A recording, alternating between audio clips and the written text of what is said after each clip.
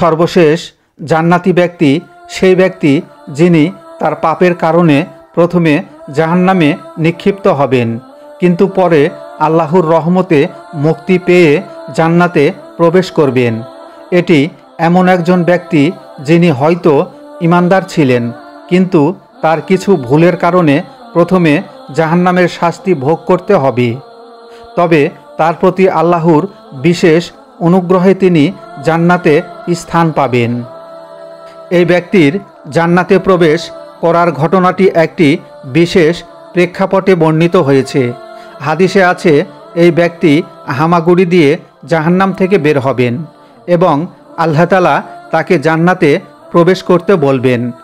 জান্নাতে প্রবেশকারী সর্বশেষ ব্যক্তি অথবা সর্বনিম্নমানের জান্নাতিও কিন্তু ছোট জান্নাতের বা কম সুখের অধিকারী হবে না। এ ব্যাপারে মহানবী সাল্লাল্লাহু আলাইহি ওয়াসাল্লাম বলেছেন, সর্বশেষে যে ব্যক্তি জাহান্নাম থেকে বের হয়ে জান্নাতে প্রবেশ করবে তার সম্পর্কে অবশ্যই আমার জানা আছে। এক ব্যক্তি হামাগুড়ি দিয়ে বা বুকে ভর দিয়ে চলে জাহান্নাম থেকে বের হবে। তখন আল্লাহ তাআলা বলবেন, যাও জান্নাতে প্রবেশ করো। সুতরাং সে জান্নাতের কাছে এলে তার ধারণা হবে যে জান্নাত পরিপূর্ণ হয়ে গেছে। ফলে সে ফিরে এসে বলবে, হে আমার প্রতিপালক, জান্নাত তো পরিপূর্ণ দেখলাম। আল্লাহ তাআলা বলবেন, যাও জান্নাতে প্রবেশ করো।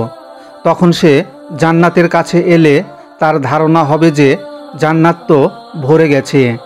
তাই সে আবার ফিরে এসে বলবে, হে আমার প্রতিপালক, জান্নাত তো ভর্তি দেখলাম। তখন আল্লাহ তাআলা বলবেন, যাও জান্নাতে প্রবেশ করো।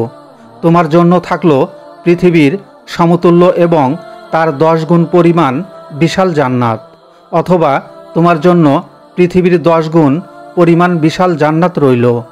তখন সে বলবে, হে আমার প্রতিপালক, তুমি কি আমার সাথে ঠাট্টা করছো অথবা আমার সাথে হাসি মজাক করছো? অথচ তুমি বাদশা, হাসি ঠাট্টা তোমাকে শোভা দেয় না। বর্ণনাকারী বলেন, তখন আমি রাসূলুল্লাহ সাল্লাল্লাহু আলাইহি ওয়াসাল্লামকে এমনভাবে হাসতে দেখলাম যে তার চোয়ালের দাঁতগুলি প্রকাশিত হয়ে গেল। তিনি বললেন, এ হলো সর্বনিম্নমানের জান্নাতি। বুখারী মুসলিম। এ জান্নাতি যখন জান্নাতের বাসস্থানে প্রবেশ করবে তখন তার 2টি হুরি স্ত্রী তার নিকট এসে বলবে, সেই আল্লাহর প্রশংসা যিনি তোমাকে আমাদের জন্য এবং আমাদেরকে তোমার জন্য বাঁচিয়ে রেখেছেন। তখন সে বলবে, আমাকে যা দেওয়া হয়েছে তা অন্য কাউকে দেওয়া হয়নি। মুসলিম।